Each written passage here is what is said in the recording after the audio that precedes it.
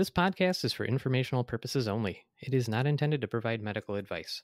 It exists to inform and to entertain.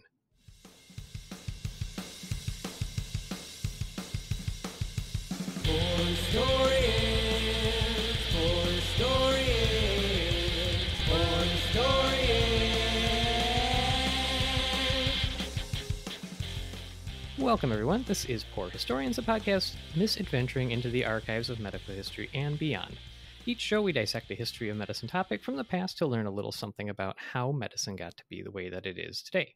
I'm Dr. Max, and I'm joined here by my good friends and colleagues, Dr. Aaron. Heidi-ho, neighbor. And Dr. Mike. Hi. As well as our medical history intern, Alba. Hello, Alba. Hello. So you guys know I like my video games, right? Like, I've been gaming since my parents got me a Commodore 64 in the faraway times we call the 80s. It was one of my favorite things to do then. It's one of my favorite things to do now, and I do it plenty, so I figured I might as well try to do it for a good cause. Therefore, I wanted to say I started a Twitch channel with an eventual goal, at least, to raise money for various charities, probably medical themed. And so I'm just letting everybody out there know that if that's your sort of thing, I'm going to be playing a old school RPG called Shadowrun on my Sega Genesis, and we'll be live Tuesdays and Thursdays at 8 p.m. Central Standard Time. I have no idea what segment of our audience might be interested in this sort of thing, but I'm just throwing it out there. So if you want to hang out with me, chat about stuff related to the show, video games, other topics, what have you, I'm going to be on there as Dr. Maxwell_MKE, and my Twitch link will be in the show notes. So if you want to check it out, come on, give me a follow. But if I have to talk to the void, I'll talk to the void. I've already done it. What do you guys think? You going to hang out with me there? I mean, is this website one of the ones the youths use? I have never been on Twitch. Well, they didn't ask my age when I signed up for it, so I'm going to say that you can sneak in there as a non-youth. Yeah, but you might want to have somebody help you set it up, Aaron. Just saying. I'll take you through that at some point. Your call sign could be Boomer Aaron. Alba probably knows how this works. She is. Twitch, Yeah. I know I have a twitch when I get stressed out It's in my eye. We'll talk about that later, I suppose. That's just winking. Oh, okay. Is that okay? It's normal? Okay. Whew. Yeah. You know, there are two parts of your body that can wink. And so, speaking of games, time to play Mike's Trivia Challenge up next. Let's get Mike distracted immediately.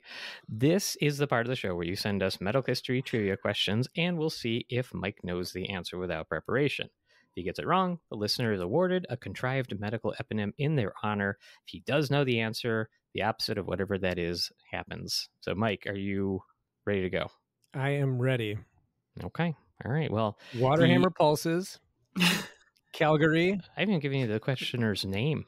1969. None of that. Oh, So the question is being asked by Mohammed, who asks, name the surgeon who first performed ulnar collateral ligament reconstruction surgery and how it was invented. Can you repeat the question in the form of a statement? Can you use it in a sentence? Yes. Can you answer the question, name the surgeon who first performed the ulnar collateral ligament reconstruction surgery and how he invented it? Very interesting. I know this, and don't ask me why I know this. I think I was on a Twitch stream watching somebody play Sonic and Knuckles, and this was shared in the live chat because I know that that's what people do on Twitch. It's one of my sources for today's show, so yeah, you're fair. So it was Dr. Umaru. He's a French surgeon. It was in it was 1926.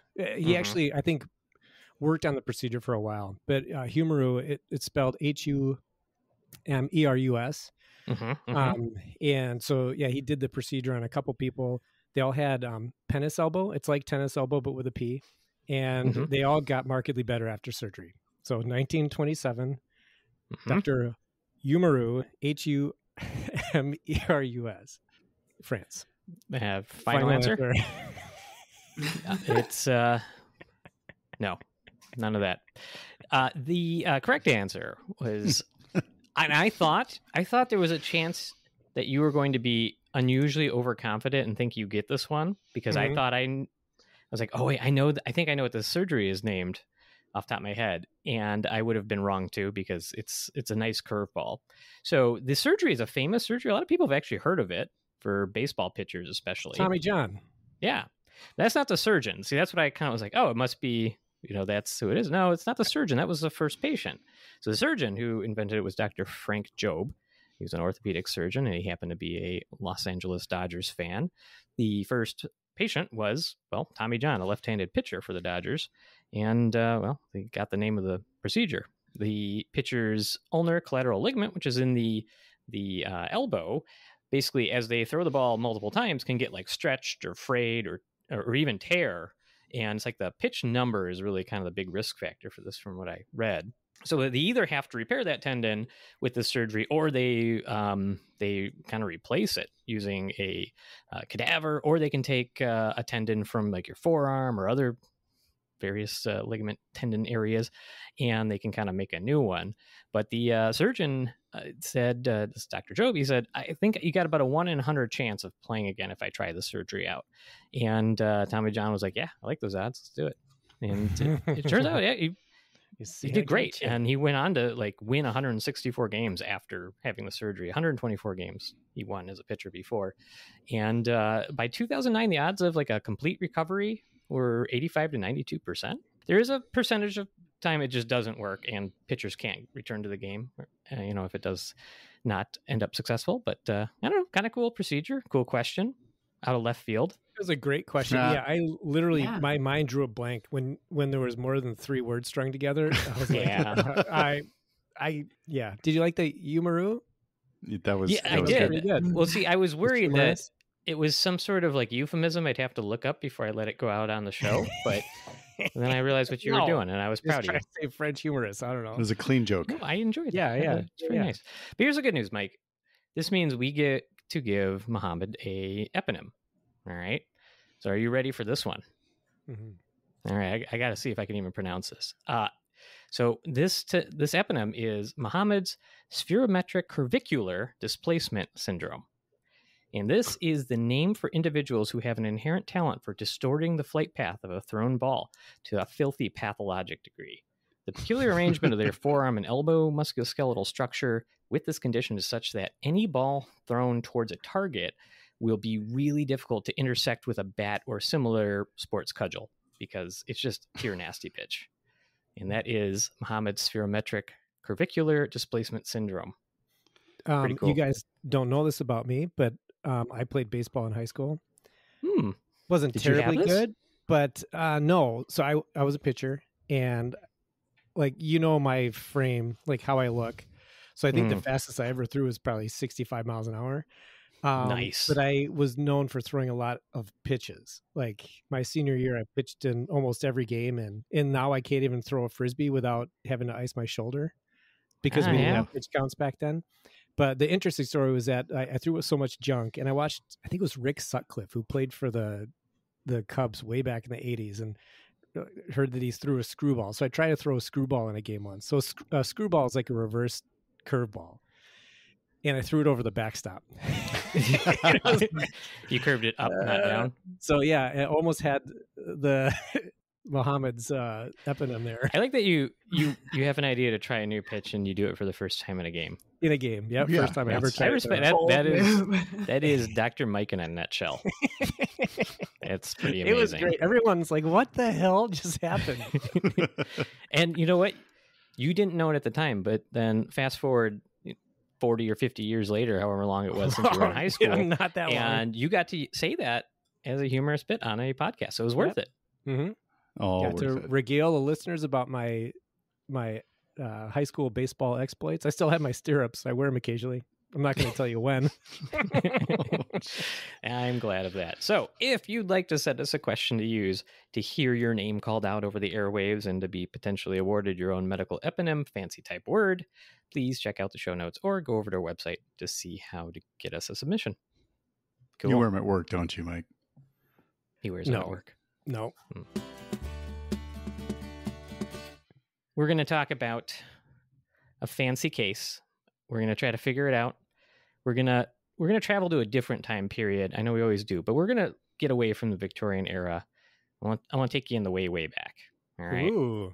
Yep. So what I'm going to do is give you the case, and I'm going to preface it by saying I started researching this episode. I started writing it. I started like putting the case into a shape, if you will, like just kind of putting all the ideas there. And then I came across a resource of somebody who already did that. It was so good that I ended up using it. And so I want to give huge credit to one Dr. David Oldock et al., who published in the New England Journal on this exact case. Actually did a wonderful case summary that I'm using. So here's the credit, and we'll go from there. You guys ready? Mm-hmm. Mm-hmm. All right. Here are affirmations. So I want you guys to imagine that you're all attending physicians in the infirmary of a Babylonian king's palace in the 4th century BCE. Oh, goodness. Yeah, that's a long time ago. You got that David Gray song playing in my Babylon. You're all in it's the going to be right playing the whole time. headspace. So. You guys are leaning up against the chart rack, which is probably full of stone tablets or whatever they use to keep. Yeah, it's like Not a rock papyrus record. yet? Okay. Yep. Whatever they used to keep records to like accurately build their ancient Babylonian patients. You're all drinking. You're looking all cool. You're drinking your first cup of tea for the shift, but actually it probably was beer, because for everything I looked up, they didn't really drink coffee or tea. They drank alcohol, like beer. So that's the only safe thing, right? Yeah. It might be true. Mm. And then, you said you're attending. So a resident comes up to present a new admission to you. And he's like, hey, I got a 32-year-old male with a chief complaint of upper abdominal pain and fever. And says, well, the guy was in his normal state of health, until he wasn't.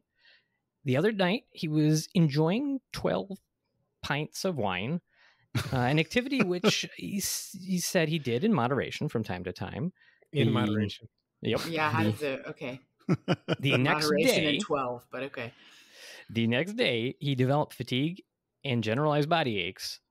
And then he had a similarly volumetric bucket amount of wine and developed some sharp right upper quadrant abdominal pain, which caused him to, quote, cry out. But then it seemed to get a bit better, although his abdomen still remained tender to the touch. He later developed some chills, sweats, and fever, and that continued the following day.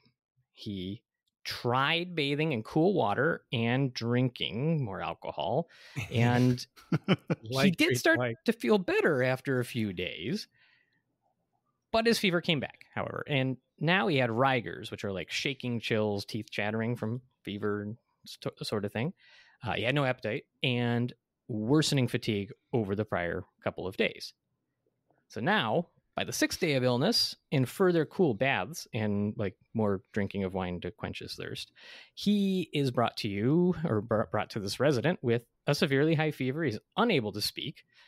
He's seeming only to be able to like minimally move his hands and eyes. And then usually this would be a Dr. Aaron question, I would think. He would be like, hey, what about his past medical history? I thought Dr. Aaron was going to want to know what he smelled. What could he smell? And he's all, He's smeller here. Yep, yeah, but here's the thing. Smells. He's asking the resident. So, that's a little bit different. So the resident says, I did take a past medical history, Dr. Aaron. And it's notable for penetrating trauma to the right side of his chest, which resulted in hemopneumothorax, which is blood and collapse of the lung at the same time. And he did have additional penetrating wounds to his thigh and a traumatic brain injury. So penetrating wound, he was stabbed? Is that a penetrating wound? Yes. So stabbed with arrows. And the when is not entirely clear, but suggested to be maybe months before this. I was going to say. Did they cauterize the wound after the arrow, after he broke it off? Or did they... Is the right upper quadrant pain from the arrow itself? Yeah. Well, the records that we're going by here, this is the chain of custody here. So there was a log that was usually kept, I guess, in the royal court. Like, here's what happened today. King had a bowel movement or whatever. And then historians, like 100 years later, then wrote about what they read in that. And that is really much of what we know about this case. So I'm going to say there are some details that are fuzzy in like when this happened or what they did at the time of treating the arrow injuries. Not entirely clear. So who knows? Maybe they pushed the arrows all the way through to pull them out the back. I don't know. He was a tough guy. Now, social history, also notable here. He does again, have some occasional alcohol use. The patient lives in northern Greece and has been active in military service, to say the least. He has traveled extensively as of late, returning from India most recently. And he's been married a few times and does occasionally have male sexual partners as well, one of whom recently died from a fever and illness of an unclear nature. His mother and brother were reported to be healthy, no health problems. His father did pass away, however, from an acute case of murder, secondary to being a Macedonian ruler in the 4th century BCE. The patient is a non-smoker, for what that's worth. And on exam, he's a well-built dude who, well, he appears uncomfortable. He's sweating, he's febrile, he's got a fever. He's breathing really slow and in deep respirations. This is what the resident's telling you. And so he says, he only really moves his eyes and hands when I'm examining him. He doesn't look like he's jaundiced. He doesn't look like he has any rashes. He seems really weak. And he's got a really the resident proudly points out that he noticed he's got a really well-healed wound to the right chest wall. And at that point, the resident says, well, the clinical course was complicated on day 11 of his admission when the patient's respirations became shallow and he became dead after slipping into a coma. Wait, you're staffing this now 11 days later? Well, I would have told you sooner, but paging systems didn't exist. Oh, yeah. He's a bad resident, too. He's just a bad resident. Yeah, it sounds like it. You're fired. So I know I blitzed you with a lot of information there. I'll ask you this first. Do you guys know who we're talking about? I have an idea, but... Is it Alexander the Great? No, yes, is he Greek? That's what I would have... Yeah, he's Macedonian. And The trip to India, that was what guy was like, oh... The India and then the male sexual partners is what got me excited. So interestingly, I honestly was going to do another episode, and then I came across this somehow, and I was like, I'm just going to look this up, and it was interesting. So I followed through with the episode, and then I think yesterday... I'd already done all the writing. I realized that apparently there's a new Netflix series. I did not do it because of that, but they just did this new 6-part Netflix series on Alexander the Great. And so I guess it's sort of fresh and topical. So yay for that intersection. And one of the things that I have read is that there's a lot of people who are really upset about the fact that they, in that series, are apparently not shying away from the fact that Alexander had male and female sexual partners. And it seems funny that a lot of people who seem to really like Greek and Roman history are surprised by that fact, because it's not very well hidden, nor did they think it was odd. Well, they were misled. Wasn't he married to Angelina Jolie in the 90s? I think there was a... Yeah, it was a messy divorce. Yeah, so they're like, oh. Yeah, I don't know why you'd be surprised by this. I found that funny. It's like, guys, if you read a history book, it's... especially about that time period, it's not, you're going to be very surprised by some of the stuff they did. Anywho, so it could be a lot of things that led to his death, right? And again, this is an incomplete, but thanks to that primary source, I did find very excellently summarized 2,300 plus year old case history. But what do you guys, if you're going to put your nickel down, what do you think is the most likely thing that led to that death, that diagnosis? Ooh, put my nickel down already? Yeah. And here's the thing. You get to be wrong because you're going to tell the resident. That's how it works. The resident walks up and I'm like, oh, pancreatitis. Yeah, that's up there. Yeah. All right, Aaron, you think pancreatitis? No. I'm just saying that's how rounds used to go for me. I think it's sepsis and pneumonia from the lung injury. That's what I think. Okay, so you think the wound to the chest might have resulted in an infection, which then sepsis being an overwhelming response to infection. We've said it a few times on the show, but it just bears at least summarizing that. And he succumbs. So that's all right. What do you think, Mike? I think gonorrhea and ultimately sepsis from gonorrhea, STD. So his male partner dies of similar symptoms, shortly before him. Sure. You can get liver involvement, and then you have achy joint. It doesn't really explain the eyes issue. I mean, that may be related to alcohol. Mm-hmm. And you'd think some of the Korsakoff syndrome, you could get kind of locked in. So you're talking about the generalized weakness, like the trouble. Yeah, but you'd have to. Yeah, it's like the kind of the late sequelae of alcohol use, but he's not withdrawing, so he'd be acutely intoxicated. Yeah. So I mean, all reasonable points. I mean, certainly. You've got that bit of history where he's got, even if you weren't talking to a sexual partner, something infectious, right? From somebody who is near him and is no longer alive. Yeah. I think most likely, potentially similar to Aaron's, sexually transmitted, some infectious process, complicated by alcohol, maybe pancreatitis as well. Okay, so a little of everything. Fair. I don't know, what do you think, Alba? Alba's not a physician here, so that's the best. You have the most leeway to just take a guess. My first thought was definitely pancreatitis on account of the 12 however meant like 12 bags of beer or whatever, or of wine or whatever it was, and then the shakes.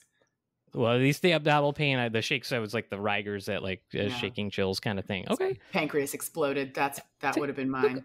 All reasonable guesses here.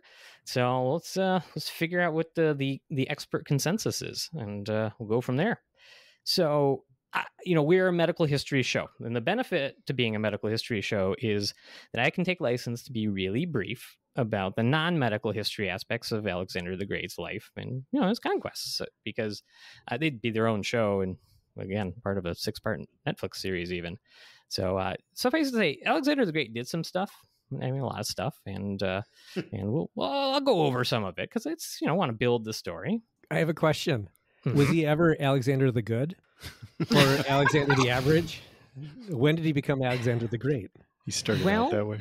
And was his last name the Great, like Thegreat, or was it like like the Great, like the? What was his last name? His last name was Macedonian. It's very difficult to pronounce. Really? But he did have a last name. I don't know that he did. I don't even know. I didn't actually read where he got the name, except for maybe later. But he could have also just been like, "That's my name now. Deal with it." I mean, everybody knows it's Alexander the III of Macedon. Come on. Okay.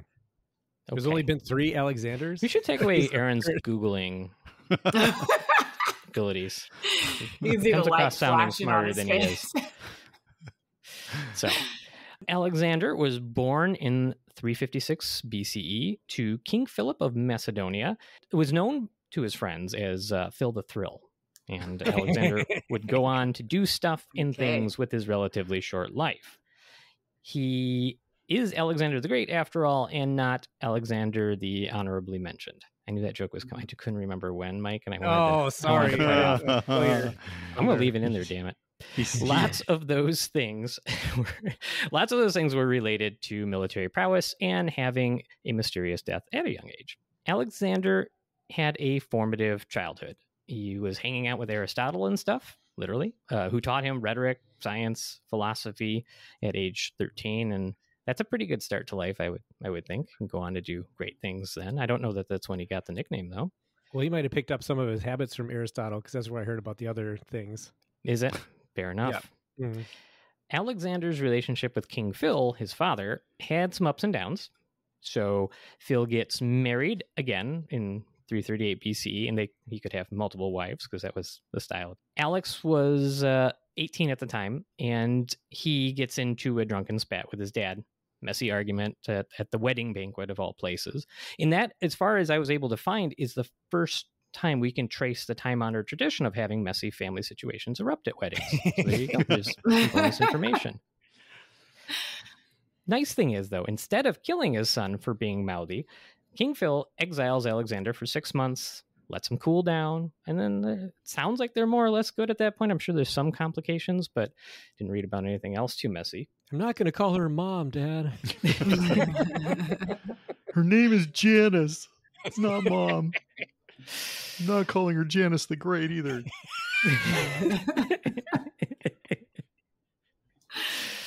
So at this point, things do change quickly for Alexander when his father unexpectedly comes down with a case of being assassinated in 336 BCE. This makes Alexander the king of Macedonia at the age of 20. Was he still exiled, or was he? He had come back at this point. I'll take a moment to point out where Macedonia is on the map, just to kind of orient. Just Googling that, yeah. You guys all were. You didn't think I was going to present you with this information. It's an audio medium, Max. It won't help the listeners if you point at it.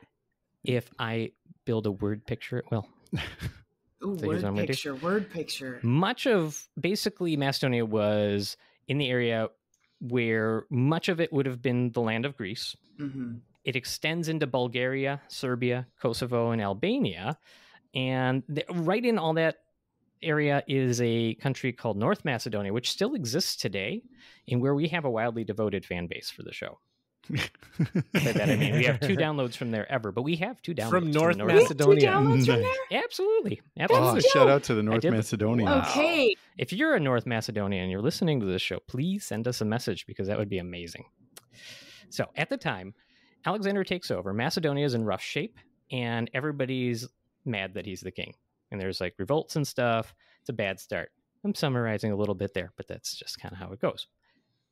Everyone knows that if you're thrust into an unpopular position of leadership at the age when kings were killed for sport, the best thing you can do is establish dominance early. And Alexander does this by crushing the revolt of Thebes in 335 BCE. He silences his critics and even receives an apology from the Athenians, which is a total alpha bro move right there. I need you to appreciate that is a multiple joke because the alpha thing is ridiculous and is kind of Greek, right? Oh, yes. Oh, Greek. Alpha bro. Yeah, Yes. Got it. Greek Yeah, life. it's Greek letter anyway. Yeah. It's the organic laughter that I live off of. Well, I was never part of Greek life, man. It took me a while. Yeah, Max, what's new? Yeah. What's new? Yeah. What do you mean what's new? 13th letter of the Greek alphabet.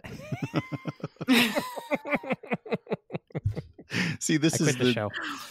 This is the It's thing not that that makes the you have to jokes are manufacture funny. your own laughter. That's yes. Yeah, it's that one. That's what's funny. Can we edit this to just me laughing at myself? Yeah. Yes. Yeah, and torturing Max with the jokes. That's what's funny. I appreciate it a little bit, though. All right. So Alexander the Great, he conquered all the things. At least, I mean, all the things from Gibraltar to parts of modern-day India and much of the Mediterranean.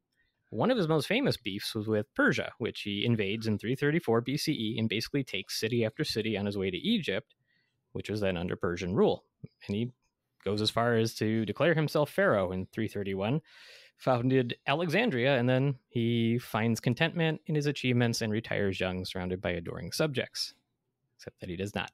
He doesn't do that, obviously, because, again, he's far too alpha to relax, and he has to keep conquering stuff. So he heads into East India, and this is where it does not go well.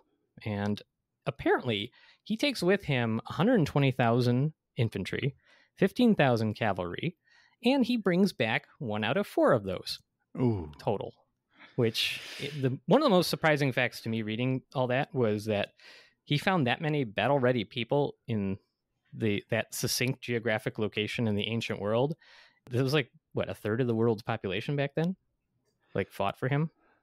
That really? Wow. Actually, that's no, a crazy. wow. Feels like No. Feels like it. No. Actually, yeah. It just doesn't seem like there would be a lot of people. Actually? And that's a big army It is a big army, yes. for the time. Yeah. Well, you don't know Yeah. how battle ready they were. Like maybe only a quarter were, and those are the ones that came back. That's There's a lot of Isn't people it? for that time period. Yes, it seems like on his first day. He had everybody lined up, and he said, "Look to your left, look to your right, look behind you. One of you is, I don't know, something like that. Didn't make it back. 3 of you He's a won't bad make professor." it back. So it They will may take surprise your you. lives, and they will They will absolutely take your freedom. They will take your freedom, though, it is, and you'll be sad about it. It may surprise you to know that those 1 in 4 surviving troops were less than enthusiastic about continuing with Alexander's lust for war. A bunch of nobles with ancient sounding names start conspiring, and then they're like denying that they're conspiring when they're called down on it. Like, lol, JK, I'm not trying to assassinate you, man. And, well, plenty of people end up jailed, exiled, or unalived in his close circle at this point. I mean, it's the ancient world, right? That's what they did for fun, isn't it? That is more or less a sport. Yeah. Pin and unaliving your friends for sport for this story for later. Alexander decides that the best thing he can do is start a new military campaign and maybe sail away a different direction, go out west to Gibraltar and find something to conquer out there. But on his way, he stops in Babylon in 323 BCE, where he stays couch surfs at the palace of Nebuchadnezzar II, who went by Nezi to his friends. Where is Babylon? Where's Babylon? Babylon is Like where you're Googling it. I can't define the borders of Babylon. Oh, it's in southern Mesopotamia, obviously. Of course. Which is modern Iraq, it says. Yeah. There you go. Yeah, there's a Tigris, there's a Euphrates in there somewhere, right? The two rivers. And then there's the River Valley. Euphrates. Yep. There's ziggurats in my head. But yes, my geography of going back that far is not as good. So that brings us where our medical case takes place, because we discussed that Alexander, he has a couple of drinks. Again, he feels fine that night, but then he goes to sleep and he wakes up sick with this illness that we went through the following day, and he dies after 11 days of this. So I was summarizing your guys' thoughts here, and basically we have, maybe pancreatitis, Alba, that was, because alcohol and liver will get, or alcohol and pancreas will get there. But like Mike was wondering about, is it a sexually transmitted infection? He did have a lover who had a fever and died at some point, and we don't know exactly how close that was, but it sounded like it was somewhat recent. And then, and then Aaron was wondering about, what were you wondering about? It was I just said boring old pneumonia because he got stabbed. Oh yeah, because of the arrow wound. Well, what about that? When did he get the arrow wounds? Was it Nebuchadnezzar? Was it Nezi? I don't have that timeline in front of me, but it wasn't with Nezi. It was Janus. Sounds like it was like months before this. It was Janus. It was Janus. Okay, so we'll go through a couple of these things. So here's one, that's worth considering as well. Was it murder, right? Because he's partying, he drinks a bunch, and then all of a sudden he's sick. So, being a ruler of the ancient world carried a much higher risk of regicide than being a normal person. And you can't regicide a normal person. That's precisely you the got case. to be a king, right? Is that the RE part of regicide? And a lot of kings, a lot of royals were taken out, So it's that night of drinking, when it was asked, or at least it comes up in the record, like how much he drank. Like, I'm sure if you had him as a patient, he would be like, I had 2 beers or I had 2 wines, which is the answer we all hear. The size of the vessel is what is important here.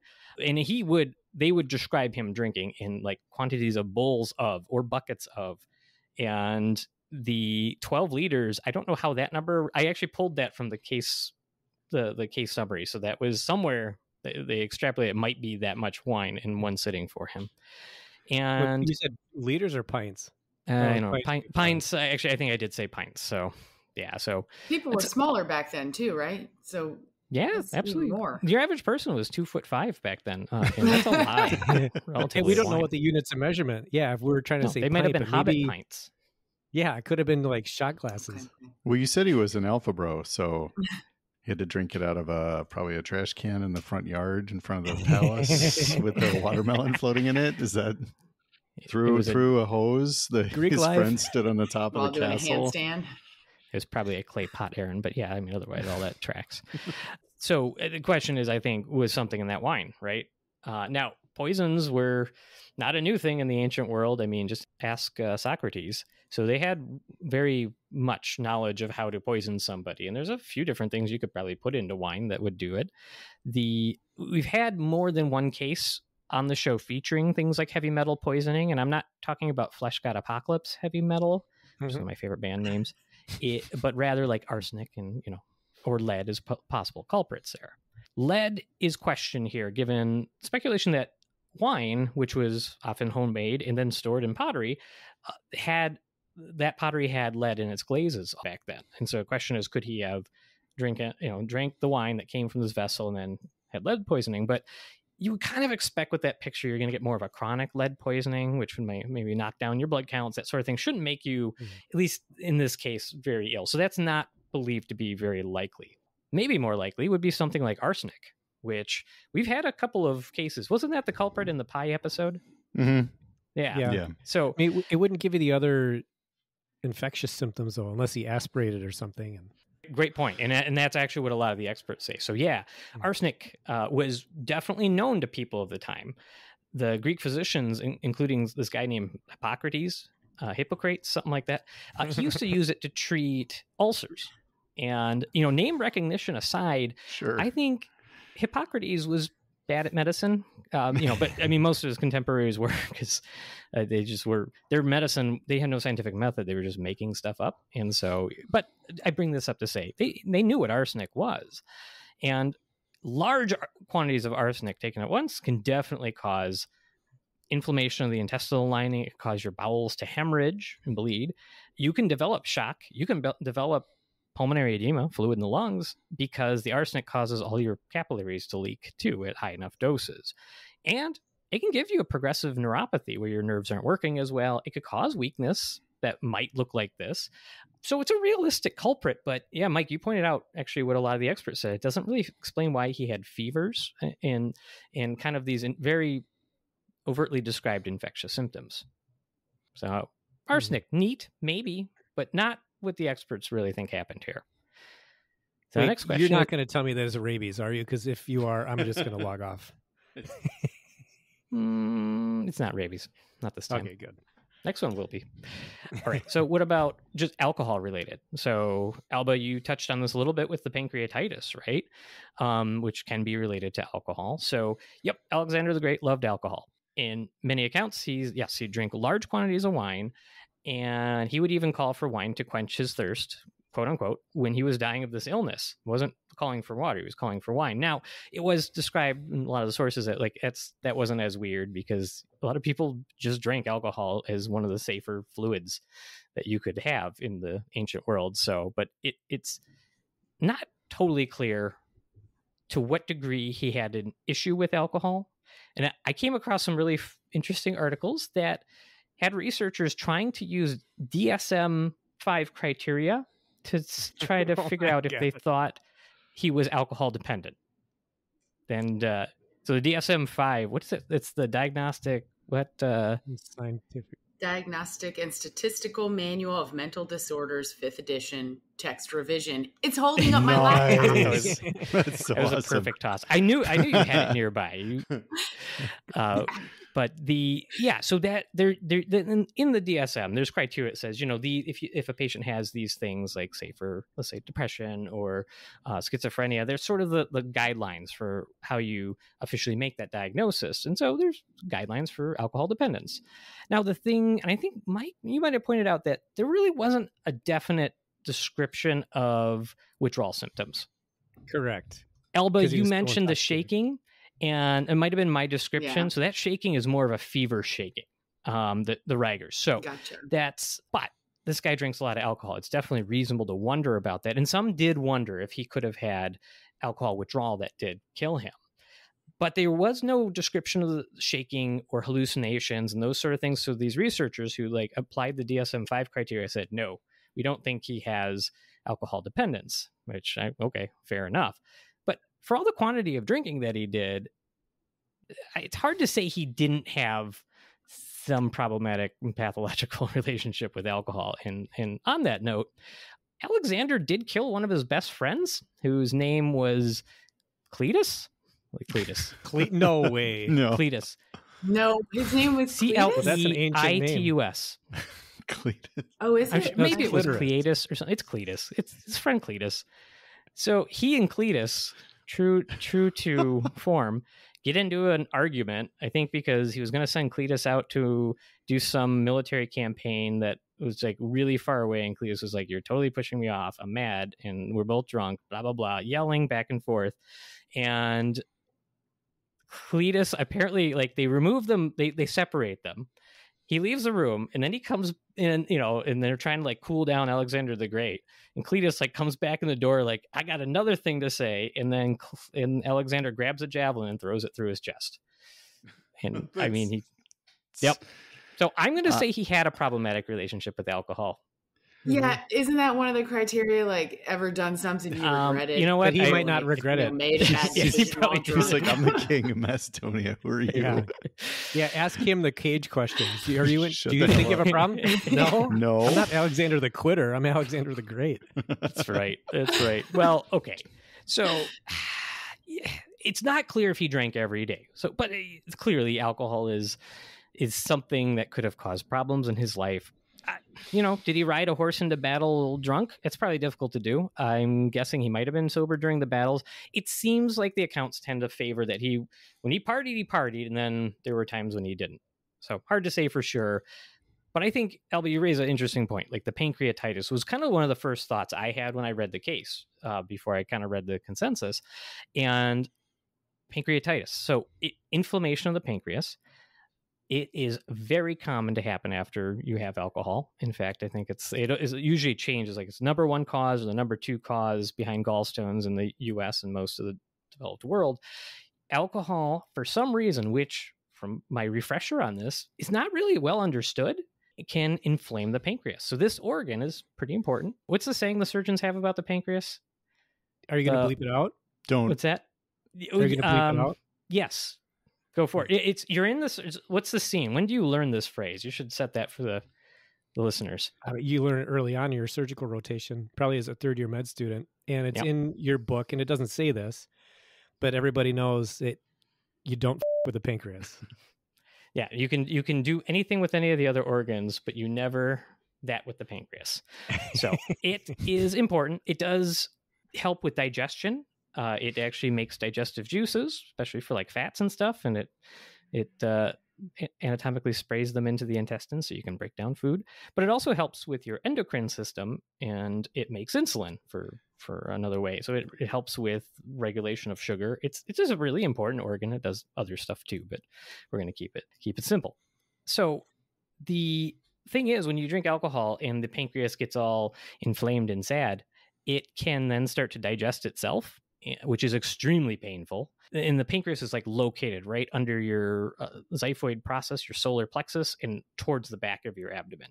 So you tend to get this really severe pain there and then into your back. And we treat it a lot. It comes up a lot, and it looks like it hurts a lot.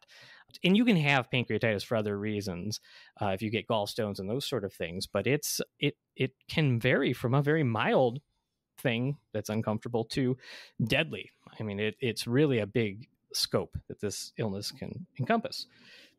And so not only can the pancreas destroy itself, but it can totally set off the body's inflammatory cascade. You can get a sepsis-like syndrome or sepsis itself if the pancreas starts, eating through intestines and all that stuff as it's melting. And there are forms called hemorrhagic and necrotizing pancreatitis, and they're every bit as bad as they sound. And the question is, well, could he have had those things? What do you guys think? Mike and Aaron? Oh, I mean, yeah, it's a great guess. I mean, upper abdominal pain and rigors. And maybe the reason that it's a different description is because we don't tend to let people just go through the natural history of the disease, right? So maybe he's in a coma in the description at the end because he's just so sick. So yeah, I don't know. I mean, 11 days in, if you didn't do anything, you would probably slowly go into shock. Yeah, especially if you had a more severe form. Yeah. Yeah. I don't know. It's a great guess. I think that would make a lot of sense with that much wine. I was just going to say one of my favorite sources of GI bleeding comes from the pancreas. It's weird to have that list, but go ahead. Do you know what it's called? From GI bleeding? From the pancreas? Some sort of fistula? No, hemosuccus pancreaticus. Ooh. Hemosuccus. Yeah. Well, what is that great? I'm afraid to ask this, but I do know the answer. What is succus, Mike? I don't know.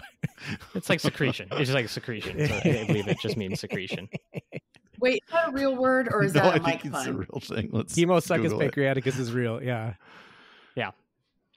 I can never tell. You have to look at the eyes. Look at his eyes. When they narrow a lot, he's lying. Yeah. See? HEMOSUCCUS. It's hemosuccus pancreaticus. So, yeah, I think it's an interesting point, Aaron. It could be that.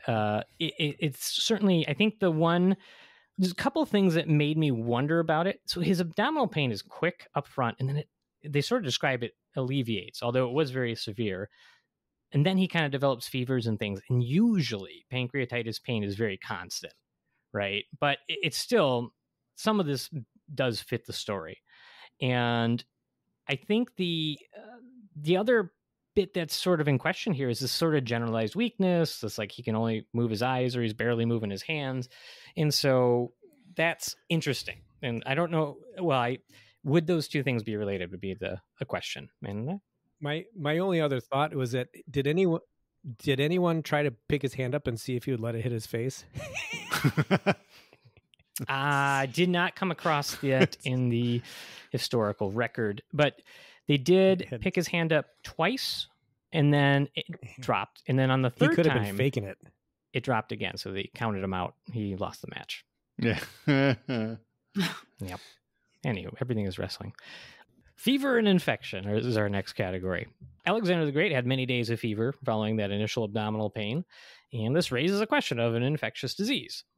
Several have been questioned in given the story that we know, and there's a few interesting mentions, one of which are a contingency of people who think this could have been West Nile virus. So the historian Plutarch, who was one of the accounts that we're going off of, like that the modern sources are going on, I think he was a contemporary of this time. He described that when Alexander the Great came to Babylon to like hang out with Nezi, a flock of ravens died. And all right, cool. West Nile virus has high mortality rates for birds. It was identified as a virus in the year 2000, like modern time, in Israel. So I guess it suggests that it's been in the Middle East, the accompanying region. So who knows how long that's been going on. It's carried by mosquitoes and give you fevers and give you body aches, headache, rash, convulsions, and coma. So maybe that's the weakness, etc. And look, it's technically possible, but like the neurologic complications of West Nile virus are very rare, less than 1%. So that already makes me question this one a little bit. And I'm not convinced by a pile of dead birds. It's just, I'm not. There were other causes of fever back then. So yeah, could there have been something maybe he picked up in India, something more indolent, like he had a liver abscess that was getting bigger, and then he had pain, and then it perforated or ruptured, and then he was better, but then he became septic after that. And then what about like a prion disease? He's going to have wild animals, and did he eat sheep brains when he was? He ate a sheep with chronic wasting disease. Yeah. I can't rule it out. I don't think it's likely, but I can't rule it out. I actually think your liver abscess is an interesting one, a very interesting one. We'll see if you're right.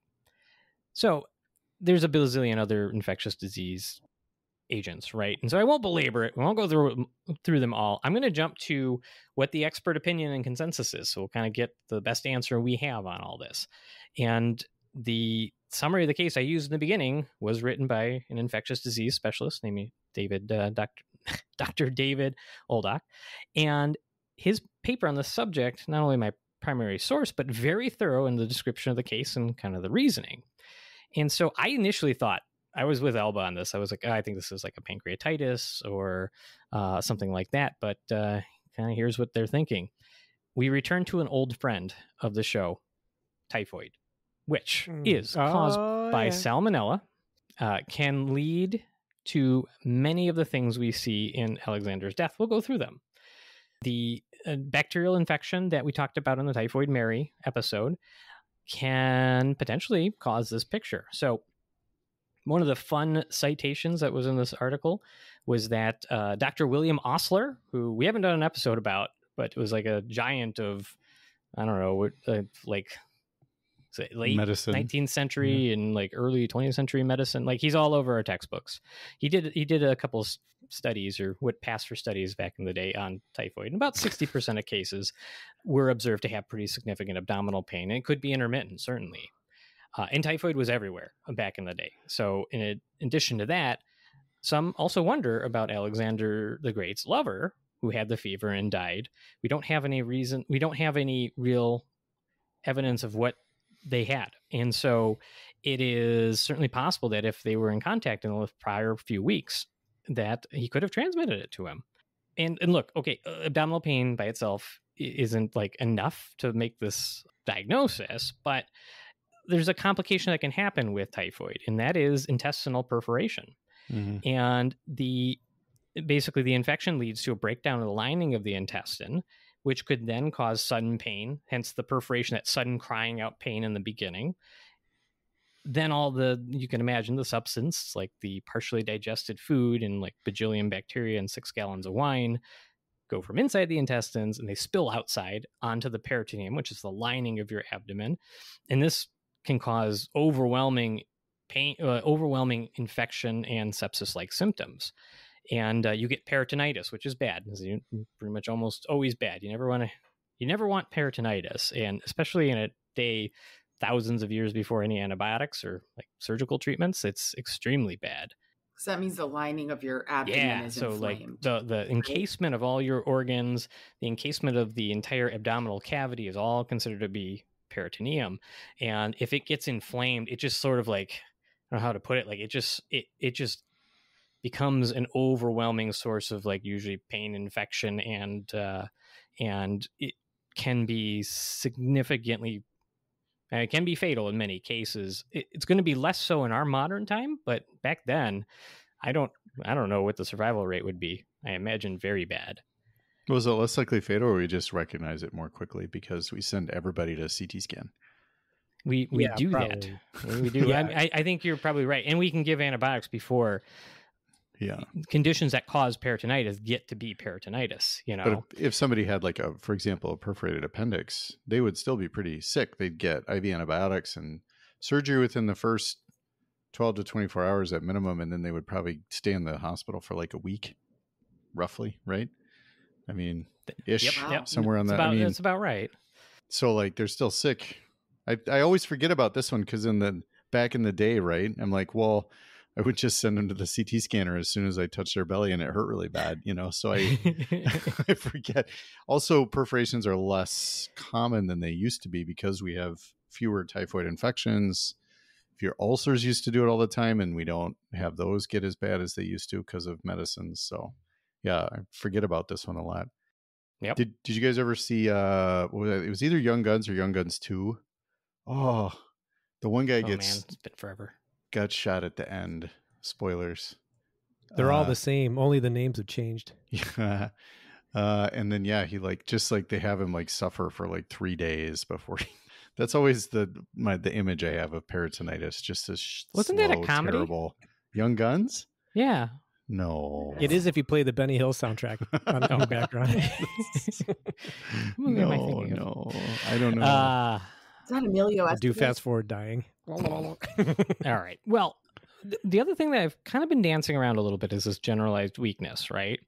So this is where things get even a little bit more interesting. So like the description was like, he can only move his eyes. He can barely move his hands.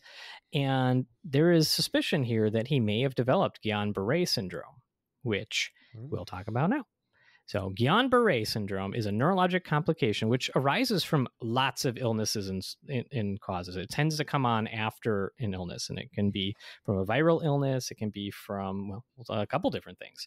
And it's an autoimmune problem. So it's your immune system attacking various areas of various nerves that control your movement in the body, and it does so in a particular fashion. The most common way that it comes on is this, what we call ascending weakness. So a weakness where your legs start to get weak, and then your arms can get weak, and then the nerves that give your diaphragm, the muscle that helps you take breaths in, can then become weak. And so it kind of goes up the body, and basically it kind of looks like paralysis. I mean, in many ways it is a paralysis.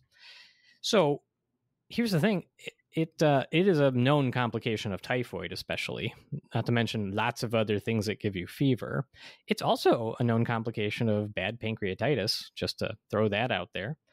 And almost everything that we have thrown out, or almost everything, including the tox stuff I talked about, can give you a kind of picture like this. So the Guillain-Barré part of it, if that's what he had, is interesting. It's hard. It doesn't specifically point to one thing, but it definitely could have come on with any of these things. And in the modern day, we have an ability to diagnose this and recognize it, treat it, support it. And so if it's happening, we have treatments for it. And we can, if we need to breathe for somebody on a ventilator, we can do that for a period of time until hopefully things get better. But Alexander the Great had like cool baths and alcohol. So, I mean, less effective. I don't know if there's randomized trials, but very much less effective than modern treatments. And here's the other thing about it, like numerous articles suggested that If he did have that, the problem is he probably languished for many days, barely breathing, and they probably thought prematurely that he had died.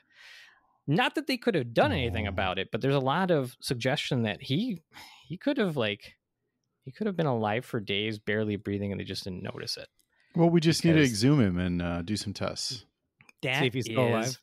A great idea. Unfortunately, we don't know where he's buried. His definite grave, his body has never been found, which is why a lot of this remains a mystery. Isn't it right next to the Library of Alexandria? Is that still standing? That's a national landmark there, isn't it? No, so sad. That's the problem. I assume, we have a reasonable listening audience. One of you out there has to know where he is, right? Can you go ahead and let us know so we can dig him up and find them and figure this out? Oh, I got an idea. Oh, Indiana Jones and the lumbar puncture of Alexander the Great. I don't hate it. I appreciate it. But I think it's reasonable that Alexander the Great probably had typhoid, leading to his severe upper abdominal pain, that being the perforation, and then a brief period of time where he's like, maybe he'll do okay, but then he gets the fevers and stuff you see with peritonitis, complicated by Guillain-Barré syndrome or with that illness, and he remains paralyzed till he dies. And that's the expert consensus, and we'll see. I think if you watch episode 6, they'll probably have an answer for you, as well as the Netflix series. I'm going to watch it now. From what I did here, I don't know, pick who you watch it with. I don't know if I'd watch it with your parents. I think there's some fairly explicit scenes that... I thought it was a documentary. Absolutely. No. It's very historically What accurate. do you mean explicitly? Leave it to your imagination. Well, that about does it. So, Alba, since you were voted the most likely to succeed as a medical history intern in high school, what was the most interesting thing you learned today? You could get stabbed with an arrow multiple times in 300 something BCE and survive and be okay. Your name was Alexander the Great. Yeah. I didn't. Yeah, let's go back to that. I thought that would have taken you down back then. Actually, so no, you're right. I didn't do a lot of justice to that, did I? So there was a contingency of thought that he could have had empyema, meaning a pus infection in his lung from the injury. But there's no real great timeline on when it happened. Could that have been above his liver and that sort of thing? So I didn't pay a lot of attention. It wasn't thought to be a very likely explanation, but it is an interesting aside. I wonder if it's just included here because it just shows, he's kind of a badass. A couple arrows. So could it just be typhoid taking this guy down? Wound. I don't know. It's just a flesh wound. It is but one. With that, we appreciate everyone listening, and we'd love to hear from all of you out there. So if you'd like to check out our merchandise, provide feedback, we can be reached through our website, www.horrorhistorianspod.com. There you can send us messages and find links to our social media sites. We do work to respond to all posts on our various social media accounts and are most active over on Threads at the moment. If you want to participate in the show, use our site to send us a medical history trivia question. And if you have time, please go and leave us a nice 5-star review on Spotify, iTunes, or whichever platform you choose. If you're a gamer or just want to hang out while someone else, me, plays games, then check me out on Twitch via the link in the show notes. Till next time, the Horror Historians are signing out. AMA. Wah.